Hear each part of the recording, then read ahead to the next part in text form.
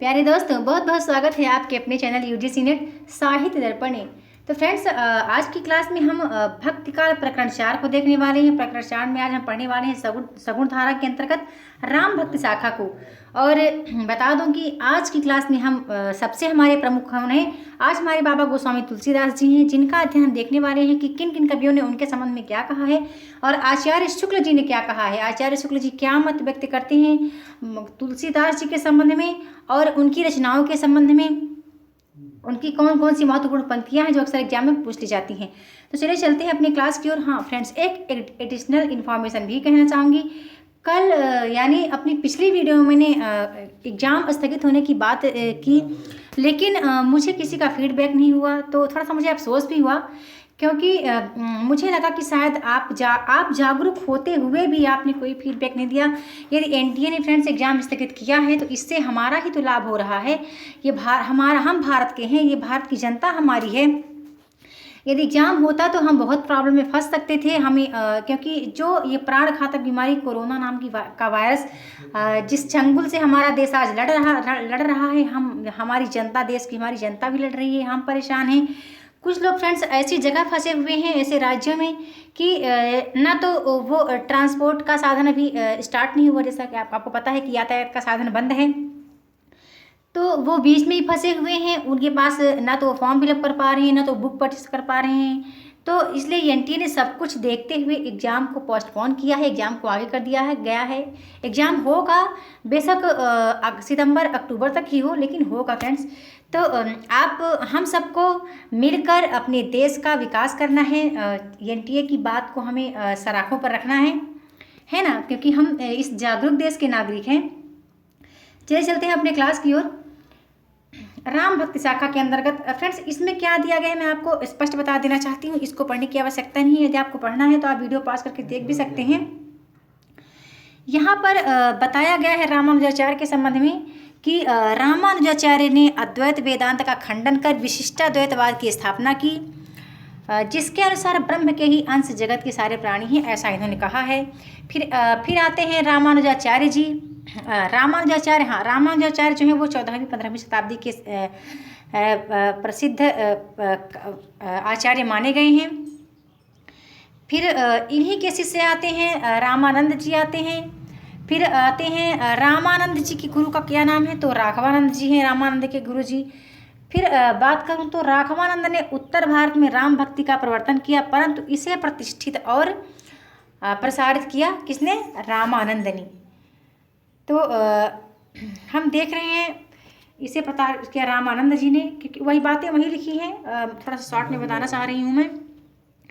फिर रामानंद जी भी 14वीं सदी के में ही वर्तमान थे। इनके कुछ प्रमुख ग्रंथ मिलते हैं रामानंद के, जैसे वैष्णव मताब्ज है, भास्कर है, श्री रामार्चन पद्धति है, योग चिंतामणि है, राम रक्षा स्रोत है, और वो पेट मैंने लिया नहीं आचार्य शुक्ल जी का, एक इनकी पंक्ति मिलती है बहुत ही महत्वपूर्ण है, जो कि हनुमान जी पर आधारित है। इन्होंने लिखा है रामानंद जी ने, आरती कीजिए हनुमान लला की, दुष्ट दलन रघुनाथ कला की। ये बहुत ही इंपॉर्टेंट है। ये आरती आज भी हमारे भारतीयों के घर में सुबह शाम गाई जा रही है।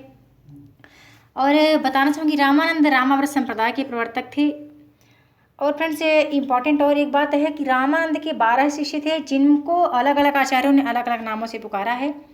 जैसे आचार्य शुक्ल अलग मानते हैं कि इनके 12 शिष्य थे, फिर हजारी प्रसाद द्विवेदी ने अलग बताया है, और डॉक्टर राम कुमार वर्मा ने भी अलग बताया है। तो आचार्य शुक्ल जी ने कितने शिष्यों को बताया है, अनंतानंद हैं, सुखानंद हैं, सुरसरानंद हैं, नरहरियानंद हैं, भावानंद हैं, पीपा, कबीरदास, सेन, धन्ना, ऐसा बताया है आचार्य रामचंद्र शुक्ल ने इनके 12 शिष्यों को रामानंद की। ठीक है, ये इंपॉर्टेंट था तो मैंने बता दिया। चलिए आगे चलते हैं। आज हम पढ़ने वाले हैं गोस्वामी तुलसीदास जी को। बहुत ही अद्भुत दृश्य है यदि इनके संबंध में बात करें, इनके जन्म काल के संबंध में, तो पहले चलिए देख लेते हैं। यद्यपि स्वामी रामानंद जी की शिष्य परंपरा के द्वारा देश के बड़े भाग में राम भक्ति की पुष्टि निरंतर होती आ रही थी और भक्त लोग फुटकल पदों में राम की महिमा गाते आ रहे थे, पर हिंदी साहित्य के क्षेत्र में इस भक्ति का परमोज्वल प्रकाश विक्रम की 17वीं शताब्दी के पूर्वार्ध में गोस्वामी तुलसीदास जी की वाणी द्वारा स्फुटित हुआ। स्फुरित हुआ। उनकी सर्वतोन्मुखी प्रतिभा ने भाषा काव्य की सारी प्रचलित पद्धतियों के बीच अपना चमत्कार दिखाया। सारांश यह है कि राम भक्ति का वह परम विशद साहित्यिक संदर्भ इन्हीं भक्त शिरोमणि द्वारा संगठित हुआ, जिससे हिंदी काव्य की प्रौढ़ता के युग का आरंभ हुआ। फिर शिव सिंह सरोज, आपको पता ही है शिव सिंह सरोज किसका ग्रंथ है? मिश्र बंधुओं का है। शिव सिंह सरोज में गोस्वामी जी के एक शिष्य बेनी माधव दास कृत गोस्वामी चरित्र का उल्लेख है। इस ग्रंथ का कहीं पता न था। कुछ दिन हुए सहसा यह अयोध्या से निकल पड़ा। अयोध्या में एक अत्यंत निपुण दल है जो लुप्त पुस्तकों और रचनाओं को समय समय पर प्रकट करता रहता है। चलिए कुछ इम्पॉर्टेंट देखते हैं फ्रेंड्स। मैं आपको कुछ बता देना चाहती हूँ गोस्वामी तुलसीदास जी के संबंध में कि गोस्वामी तुलसीदास के जन्म बहुत मतभेद है इनके जन्म के संबंध में। कुछ लोग तो बहुत मानते हैं, जैसे सूकर खेत सौरों से मानते हैं, हजारी प्रसाद द्विवेदी हैं, रामनरेश त्रिपाठी हैं, गणपत चंद्र गुप्त हैं, इनका जन्म मानते हैं। फिर जैसे राजापुर जिला, जो कि जिला बांदा में आता है, राजापुर ग्राम से मानते हैं, आचार्य शुक्ल जी हैं। और शिव सिंह सेंगर हैं, बेनी माधव हैं, महात्मा रघुवर दास हैं, इन्होंने माना है। तो और आचार्य रामचंद्र शुक्ल जी ने तुलसीदास को स्मार्ट वैष्णव मानते हैं। और फ्रेंड्स बता दूं कि इनको कई विद्वानों ने अलग अलग नामों से भी पुकारा है। जैसे अमृतलाल नागर ने मानस का हंस कहा, तो रामविलास शर्मा ने जाति कवि कहा, और नाभादास ने इनको कलिकाल का वाल्मीकि कहा है तुलसीदास जी को। और स्मिथ ने मुगल काल का सबसे महान व्यक्ति माना है। ग्रियर्सन ने, आपको पता ही बहुत इंपॉर्टेंट है, ग्रियर्सन ने जो कहा बुद्ध देव के बाद सबसे बड़ा लोकनायक इन्हीं को कहा, तुलसीदास को। एग्जाम में कई बार इनका ये पूछा भी गया है कि ग्रियर्सन ने क्या कहा है। और आपको पता ही सब प्रसिद्ध है, हजारी प्रसाद द्विवेदी जी ने जो कहा कि भारतवर्ष का लोकनायक वही हो सकता है जो समन्वय करने का अपार धैर्य लेकर आया हो। तो हमने देखा कि गोस्वामी तुलसीदास को अलग अलग नामों से अलग अलग विद्वानों ने अलग अलग मत व्यक्त किए। विद्वानों ने इनके संदर्भ में इनके महत्व को प्रतिपादित किया। चलिए हम देखते हैं आचार्य शुक्ल जी क्या कहते हैं। आचार्य शुक्ल ने कहा कि एक बात की ओर ध्यान जाता है, तुलसीदास जी रामानंद संप्रदाय की वैरागी परंपरा में नहीं जान पड़ते। उक्त संप्रदाय के अंतर्गत जितनी शिष्य परंपराएं मानी जाती हैं उनमें तुलसीदास का नाम कहीं नहीं है। रामानंद परंपरा में सम्मिलित करने के लिए उन्हें नरहर दास का शिष्य बताकर जो परंपरा मिलाई गई है वह कल्पित प्रतीत होती है। वे रामोपासक वैष्णव अवश्य थे पर स्मार्त वैष्णव थे। अभी मैंने जिक्र किया, ऐसा तुलसीदास जी के संबंध में है। फिर फ्रेंड्स यहाँ आप देखना चाहें तो आप वीडियो पॉज करके देख सकते हैं। यहाँ पर गोस्वामी इन्होंने आचार्य शुक्ल जी ने बताया है कि वीर गाथा काल में किस प्रकार की रचनाएं की गई हैं, कैसी भाषा शैली थी। कबीरदास के संबंध में बताया है आचार्य शुक्ल ने कि कबीर की वाणी कैसी थी, पहले उन्होंने क्या किन किन शब्दों का प्रयोग किया, किन किन भाषाओं का प्रयोग किया, कैसी बोलियों का प्रयोग किया है। फिर इन्होंने तुलसीदास जी के सूरदास के संबंध में बताया कि सूरदास ने कैसी भाषा का प्रयोग किया है, क्योंकि ये कंपेयर कर रहे हैं आचार्य शुक्ल जी। फिर तुलसीदास को बताना चाहते हैं, यहाँ पर इन्होंने सूर्य के भी भाषा शैली को बताया है कि इन्होंने कैसी भाषा शैली का प्रयोग करके अपनी काव्य रचना की है। हम देखते हैं कि आचार्य शुक्ल ने तुलसीदास के संबंध में क्या कहा है। ठीक है, भाषा का एक शिष्ट सामान्य रूप उन्होंने रखा, किसने? सूरदास ने। उन्होंने रखा जिसका व्यवहार आगे चलकर बराबर कविता में होता आया।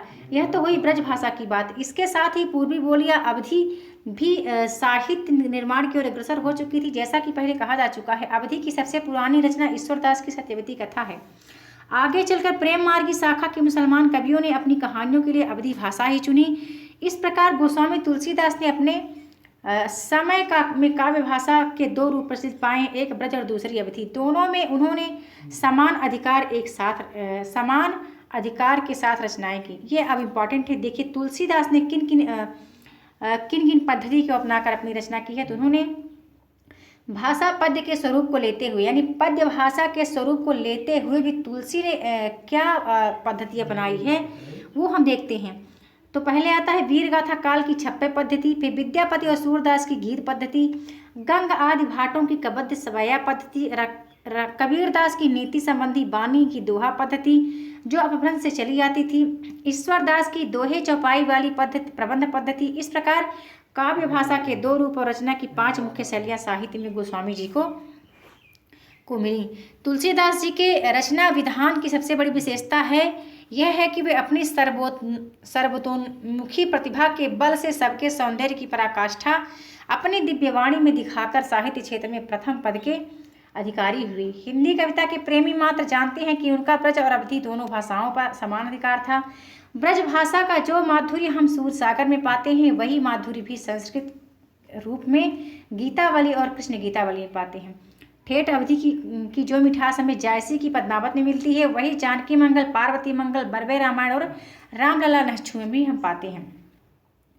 अब देखना इंपॉर्टेंट है, यह सूचित करने की आवश्यकता नहीं, ये इंपॉर्टेंट है, ठीक है, ये लाइनें एग्जाम में कई बार पूछी जा चुकी हैं। यह सूचित करने की आवश्यकता नहीं कि न तो सूर का अवधि पर अधिकार था और न जायसी का ब्रजभाषा पर। प्रचलित रचना शैलियों पर उनका इसी प्रकार पूर्ण अधिकार हम पाते हैं। यहाँ पर वीर गाथा काल छप्पे पद्धति में उन्होंने कुछ पंक्तियाँ दी हैं। यदि आपको देखना है तो आप वीडियो पॉज करके फ्रेंड्स देख सकते हैं। चलिए हम आगे चलते हैं, हम इम्पॉर्टेंट देखते हैं। एक ये पंक्ति है, बहुत ही इम्पॉर्टेंट है, तुलसीदास जी ने लिखी है। अमिय मूरिमय चूरन प्यारु सकल सुमन सकल भव रुज परिवारु सुकृत शंभु तन विमल विभूति मंजुल मंगल मोद प्रसूति जनमन मन मंजु मुकुर मल हरणी किए तिलक गुण गण बस करनी।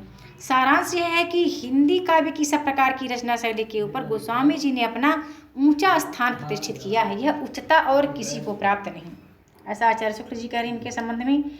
अब आचार्य शुक्ल जी कहते हैं कि अब हम गोस्वामी जी के वर्णित विषय के विस्तार का विचार करेंगे। वर्णित विषय के विस्तार का विचार करेंगे। यह विचार करेंगे कि मानव जीवन की कितनी अधिक दशाओं का सन्निवेश उनकी कविता के भीतर है। इस संबंध में हम यह पहले ही कह देना चाहते हैं कि दृष्टि विस्तार के कारण ही तुलसीदास जी उत्तरी भारत की समग्र जनता के हृदय मंदिर में पूर्ण प्रतिष्ठा के साथ विराज रहे हैं। फ्रेंड्स, यह भी इम्पॉर्टेंट पंक्ति है, एग्जाम में यह भी कई बार पूछी जा चुकी है, ठीक है, तो आप इसको भी ध्यान रखिएगा। भारतीय जनता का प्रतिनिधि कवि यदि किसी को कह सकते हैं तो इन्हीं महानुभाव को। और कवि जीवन का कोई एक पक्ष लेकर चले, जैसे वीर काल के कवि उत्साह को, भक्ति काल के दूसरे कवि प्रेम और ज्ञान को, अलंकार के काल के कवि दाम्पत्य प्रणय श्रृंगार को, पर इनकी वाणी की पहुंच मनुष्य के सारे भावों और व्यवहारों तक है, ठीक है, ये भी इम्पोर्टेंट है। एक और तो वह व्यक्तिगत साधनों के मार्ग में विरागपूर्ण शुद्ध भगवत भक्ति का उपदेश करती है और दूसरी ओर लोक पक्ष में आकर पारिवारिक और सामाजिक कर्तव्यों का सौंदर्य दिखाकर मुग्ध करती है। किसकी? इनकी काव्यकृति हमारे बाबा तुलसीदास जी की। अब आपको कमेंट करके फ्रेंड्स बताना है कि इन्होंने किसके संबंध में कहा है कि गोरख जगाए जो भगति भगायो लोग, ठीक है, ऐसा आचार्य शुक्ल जी ने लिखा। तुलसीदास जी ने किसके संबंध में कहा है आपको कमेंट करके बताना है। गोस्वामी तुलसीदास जी की भाव पद्धति की सबसे बड़ी विशेषता है उसकी सर्वांग पूर्णता। जीवन के किसी पक्ष को सर्वथा छोड़कर वह नहीं चलती। न उनका कर्म या धर्म से विरोध है, न ज्ञान से। धर्म तो उनका नित्य लक्षण है। तुलसी की भक्ति को धर्म और ज्ञान दोनों का की रसानुभूति कह सकते हैं। योग का भी उसमें समन्वय है, पर उतने ही का जितना ध्यान के लिए, चित्त को एकाग्र करने के लिए आवश्यक है। बहुत इंपॉर्टेंट बातें यहाँ पर इन्होंने आचार्य शुक्ल जी ने बताई है तुलसीदास जी के संबंध में। आपको देखना है फ्रेंड्स तो आप वीडियो को पॉज करके देख सकते हैं। इन्होंने बताया है कि तुलसीदास ने जो मानस लिखा है तो उसकी क्या विशेषता है। मानस के बालकांड में संत समाज का जो लंबा रूपक है वह इस बात को स्पष्ट रूप में सामने लाता है। भक्ति की चरम सीमा पर पहुंचकर भी लोक पक्ष उन्होंने नहीं छोड़ा। किसने? गोस्वामी जी ने। लोक संग्रह का भाव उनकी भक्ति का एक अंग था। कृष्णोपासक भक्तों में इस अंग की कमी थी। उनके बीच उपास्य और उपासक के संबंध में ही गूढ़ातिगूढ़ व्यंजना हुई। दूसरे प्रकार के लोक व्यापक नाना संबंधों के कल्याणकारी सौंदर्य की प्रतिष्ठा नहीं हुई। यही कारण है कि इनकी भक्ति रस भरी वाणी जैसी मंगलकारिणी मानी गई वैसी और किसी की नहीं। आज राजा से रंक तक के घर में गोस्वामी जी का रामचरितमानस विराज रहा है और प्रत्येक प्रसंग पर इनकी चौपाइयाँ कही जाती हैं।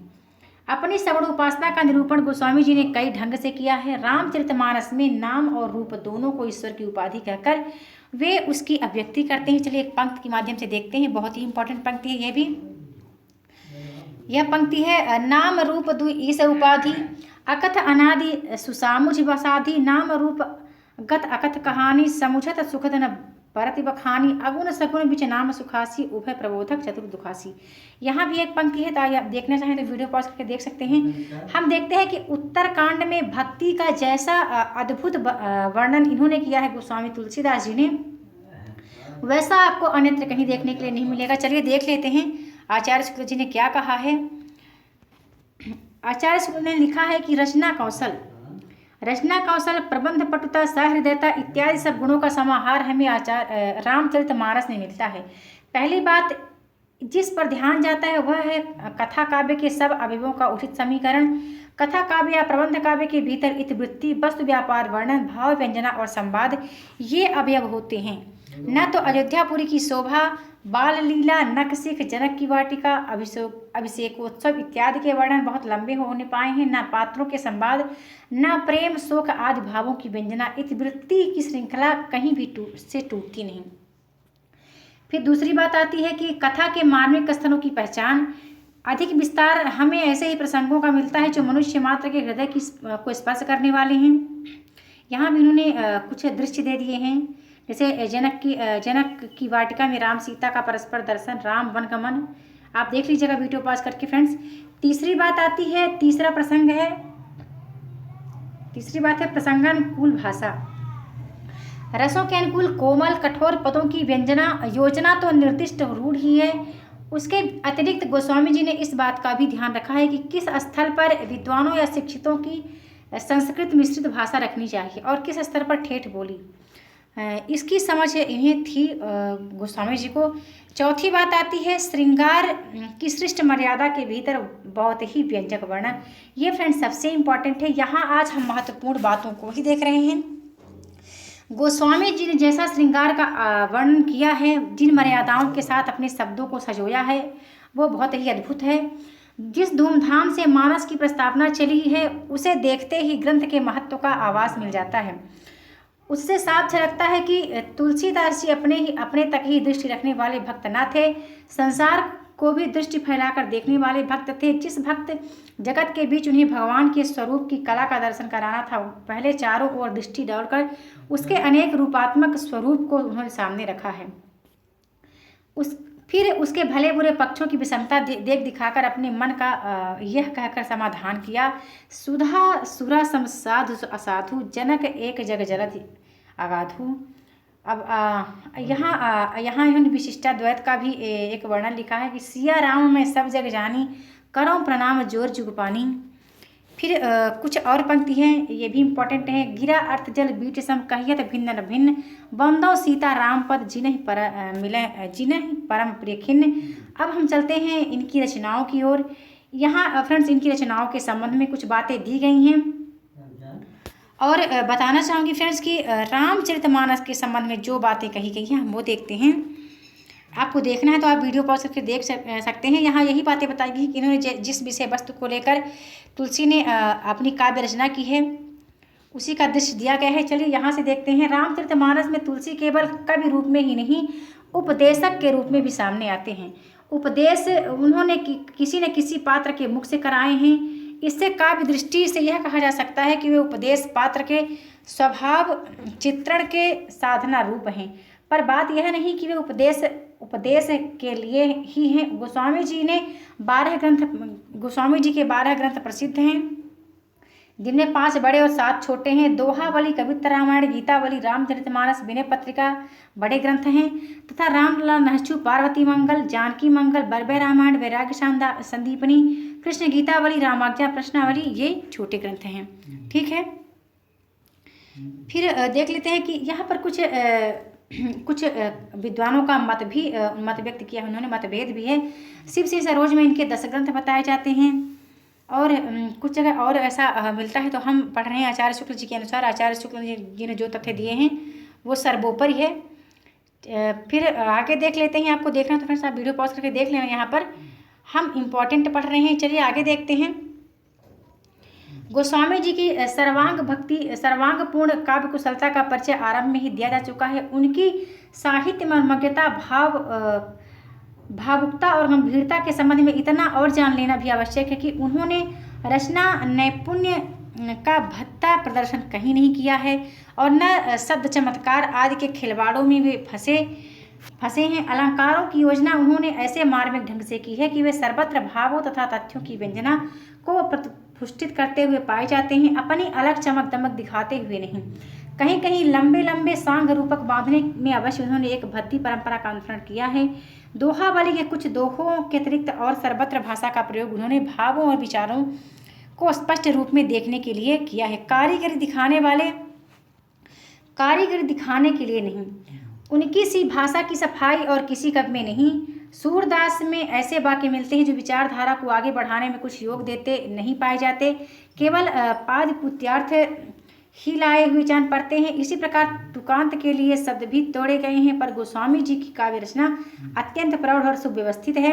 एक भी शब्द फालतू नहीं। खेद है कि भाषा की यह सफाई पीछे होने वाले बहुत कम कवियों में रह गई। सब रसों की सम्यक व्यंजना उन्होंने की है, पर मर्यादा का उल्लंघन कहीं नहीं किया है। प्रेम और श्रृंगार का ऐसा वर्णन जो बिना किसी लज्जा और संकोच के सबके सामने पढ़ा जा सके, गोस्वामी जी का ही है। हम निसंकोच कह सकते हैं कि यह एक कवि ही हिंदी को प्रौढ़ साहित्यिक भाषा सिद्ध करने के लिए काफ़ी है। ये इम्पॉर्टेंट है बहुत ही। आज जितना भी अध्ययन फ्रेंड्स हमने किया आज की क्लास में, सभी बहुत ही इम्पॉर्टेंट है, सभी बहुत महत्वपूर्ण थे। उम्मीद करती हूँ आपको क्लास पसंद आएगी। तो बस इतना ही कहना चाहूँगी। वीडियो देखने के लिए बहुत बहुत धन्यवाद और अपना ख्याल रखें। लॉकडाउन में अपने परिवार का, अपने भारत देश का, सबका ख्याल रखना हमारा कर्तव्य है। तो वीडियो आपको कैसी लगी कमेंट करके ज़रूर बताना। बहुत बहुत धन्यवाद।